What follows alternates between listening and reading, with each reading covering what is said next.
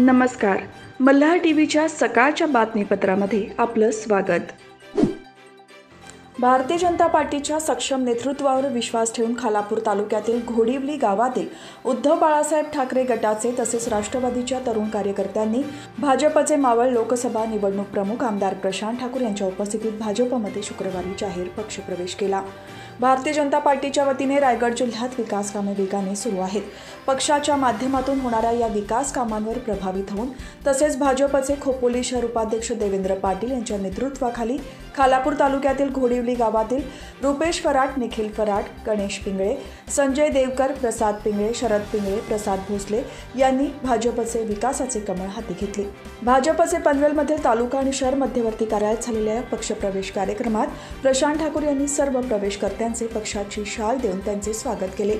यावेळी भाजपचे उत्तर रायगड जिल्हाध्यक्ष अविनाश कोळी, जिल्हा सरचिटणीस नितीन पाटील, दीपक बेहेरे, खोपोली शहराध्यक्ष राहुल जाधव, उपाध्यक्ष दीपक पवार, विकास नाईक, माजी नगरसेवक अजय बहिरा, प्रभाकर बहिरा, कर्जत विधानसभा विस्तारक हेमंत नांदे, कर्जत मंडळ अध्यक्ष राजेश भगत, खोपोली शहर उपाध्यक्ष देवेंद्र पाटील यांच्यासह मान्यवर उपस्थित होते.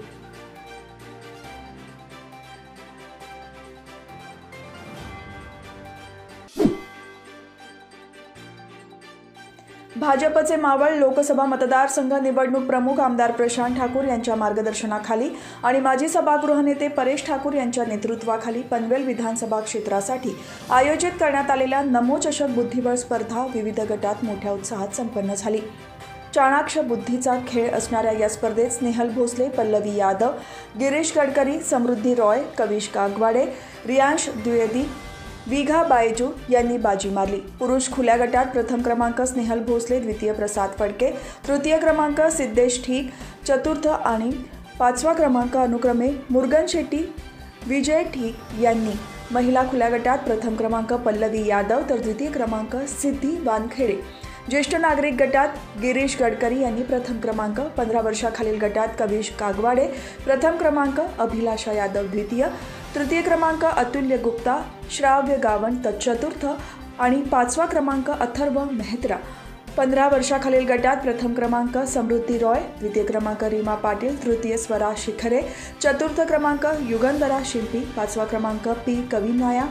11 वर्षाखालील पुरुष गटात रियांश द्विवेदी, द्वितीय क्रमांक अद्वय ढेणे, तृतीय क्रमांक हर्षित सिंग तर चतुर्थ आणि पाचवा क्रमांक अनुक्रमे कियांश सिंग आणि रचित दलाल यांनी. तर 11 वर्षाखालील गटात प्रथम क्रमांक विघा बायजू, द्वितीय वेधा बायजू, अर्चना नायर, तृतीय क्रमांक, चतुर्थ क्रमांक स्वरा परांजपे तर पाचवा क्रमांक अनुष्का नेरकरने पटकावला. लवकरच होणाऱ्या बक्षीस वितरण सोहळ्यात विजेत्यांना मान्यवरांच्या हस्ते सन्मानित करण्यात येणार आहे.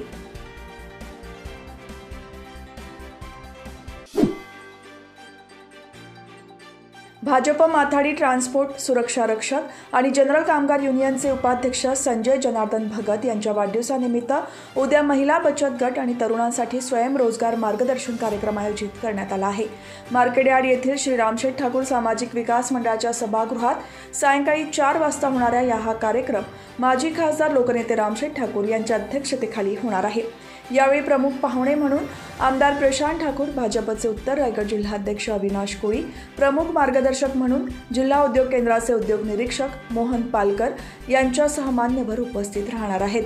या कार्यक्रमात उद्योग निवड, भांडवल उभारणी, कर्ज योजना आणि शासनाचे सहकार्य या विषयावर मार्गदर्शन करण्यात येणार असून या कार्यक्रमाचा महिला बचत गट आणि युवा पिढीने लाभ घ्यावा असे आवाहन कार्यक्रमाच्या संयोजक माजी उपमहापौर चारुशीला घरत, माजी नगरसेविका नीता माळी, रमेश देवरुखकर, आरती तायडे, चंद्रकांत मंजुळे यांनी केले आहे.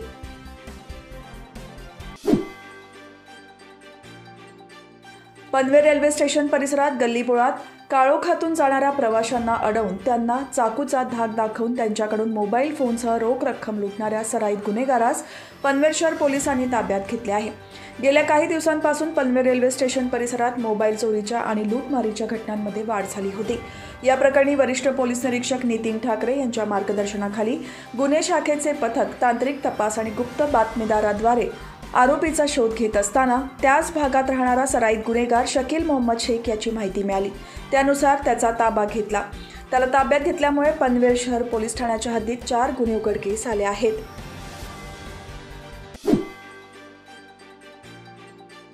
उरण तालुक्यातील चिर्ले गावचे भूमिपुत्र आणि भारतीय जनता पार्टीचे रायगड जिल्हा उपाध्यक्ष निळकंठ घरत यांचे हृदयविकाराच्या झटक्याने निधन झाले आहे।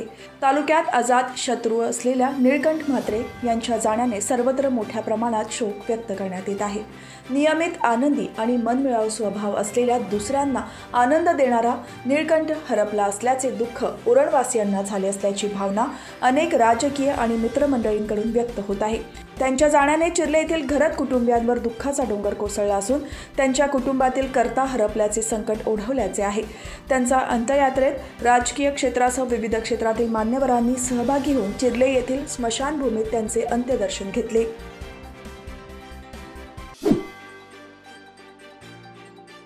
शत्रूच्याही मनात विश्वास असणारा जगातील एकमेव राजा म्हणजे छत्रपती शिवाजी महाराज। त्यामुळे रायगड जिल्हा हा पवित्र पावन झालेला आहे। येथील मातीला छत्रपती शिवाजी महाराजांचा स्पर्श झाला आहे। या पावनभूमीत जन्माला येणे भाग्याचे आहे असे गौरवोद्गार शिवव्याख्याते यशवंत गोसावी यांनी काढले आहे। खालापूर तालुक्यात असलेल्या समरभूमी उंबरखिंड रणसंग्राम विजयी दिनाच्या 363व्या विजयी उत्सवानिमित्ताने चावणी येथे ग्रामपंचायत ग्रामस्थ पंचायत समिती खालापूर जिल्हा परिषद रायगड शिवदुर्ग मित्रमंडळ लोणावळा यांनी ऐतिहासिक कार्यक्रम आयोजित केला होता। या कार्यक्रमाला खालापूर गटविकास अधिकारी संदीप कराड, विस्तार अधिकारी शैलेंद्र तांडेल यांच्यासह पदाधिकारी आणि मान्यवर उपस्थित होते।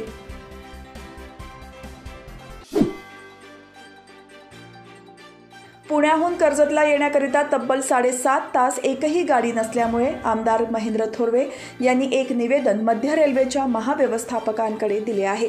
कर्जतकरांसाठी काही गाड्या थांबवून सोय करावी अशी विनंती त्यांनी केली आहे। पुण्याहून सकाळी 7:50 प्रगती एक्सप्रेस गेल्यानंतर दुपारी 3:15 पुणे मुंबई डेक्कन एक्सप्रेस आहे। म्हणजेच पुण्याहून सकाळी 7:50 ते दुपारी 3:15 दरम्यान पुण्याहून कर्जतला येण्याकरिता एकही गाडी नसल्याने प्रवाशांना भयंकर त्रास होत आहे। पूर्वी हैदराबाद एक्सप्रेस कर्जतला थांबत असल्यामुळे आणि पुणे भुसावळ गाडी असल्यामुळे तसेच पुणे कर्जत शटल सेवा असल्यामुळे प्रवाशांची चांगली सोय होत होती। परंतु वरील तिन्ही गाड्यांचा कर्जतला थांबा नाही। यातील काही गाड्या दुसरीकडे वळवण्यात आल्या आहेत तर काही गाड्यांचे थांबे रद्द केले आहेत। त्यामुळे कर्जतकरांमध्ये नाराजी पसरली आहे। पुण्याहून कर्जतला येण्याकरिता सुमारे 7.5 तास गाडी नसल्यामुळे आमदार महेंद्र थोरवे यांनी रेल्वे प्रशासनास विनंती केली आहे। या बाबतीत त्वरित काहीतरी मार्ग काढून काही गाड्या ज्या कर्जत मार्गेने जातात पण थांबत नाहीत त्या गाड्यांना कर्जतला थांबा द्यावा अशी विनंती केली आहे।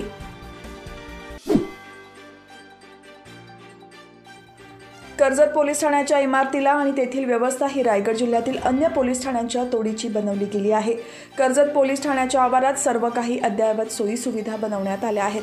मात्र कर्जत पोलीस ठाण्यात तक्रार देण्यासाठी येणाऱ्या लोकांसाठी चक्क रेड कार्पेट टाकून त्यावर मस्त खुर्च्या आणि समोर टीव्ही अशी रचना करण्यात आली आहे।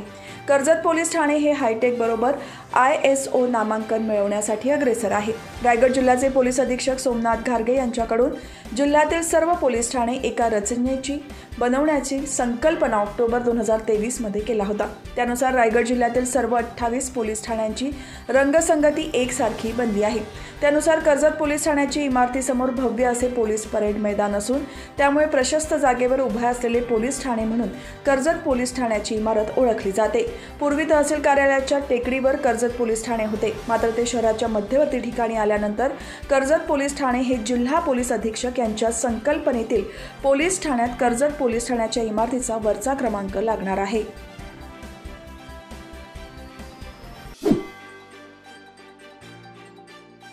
राष्ट्रीय रस्ता सुरक्षा अभियानांतर्गत जनजागृती व्हावी या उद्देशाने उरण वाहतूक नियंत्रण शाखेच्या वतीने परिसरातील ठिकठिकाणी रस्ता सुरक्षा अभियान राबवण्यात आले।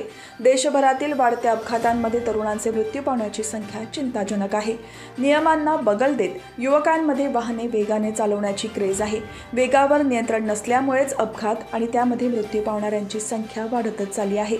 यावर जनजागृती करून नियंत्रण ठेवण्यासाठी देशभरामध्ये राष्ट्रीय रस्ते सुरक्षा अभियान राबवण्यात येते। याच मोहिमेअंतर्गत पोलीस उपायुक्त तिरुपती काकडे यांच्या मार्गदर्शनाखाली उरणमध्येही राष्ट्रीय रस्ता सुरक्षा अभियान मोहिमेत अंतर्गत जनजागृती मोहीम राबवण्यात आली होती। यावेळी उरण वाहतूक नियंत्रण शाखेच्या वतीने उपनिरीक्षक संजय पवार यांच्या पथकाने परिसरातील ठिकठिकाणी रस्ता सुरक्षा अभियान राबवण्यात आले। तामिळनाडू मदुराई येथे झालेल्या खेलो इंडिया यूथ गेम्समधील खो खो स्पर्धेत महाराष्ट्राने अंतिम सामन्यात ओडिशा संघाला पराभूत करून सुवर्ण पदक मिळवले आहे. मुख्य म्हणजे महाराष्ट्राच्या संघात नवी मुंबई कोपरखैरण्यातील ज्ञान विकास संस्थेच्या विद्यार्थिनी दिव्या सदानंद गायकवाड आणि कल्याणी प्रकाश कंक या देखील होत्या. त्यांच्या अष्टपैलू खेळाने महाराष्ट्राला विजय साकारता आला. हे खेळाडू क्रीडा शिक्षक विनायक मनसुख, विजय शर्मा तसेच निलेश चिकणे यांच्या मार्गदर्शनाखाली सराव करत आहेत. या खेळाडूंच्या कौशल्याने मातीतील खेळ असलेल्या खो खो खेळाकडे पाहण्याचा पालकांचा दृष्टिकोन बदलेल आणि विद्यार्थी या खेळाकडे वळतील असा विश्वास प्रशिक्षक विनायक मनसुख यांनी व्यक्त केला आहे.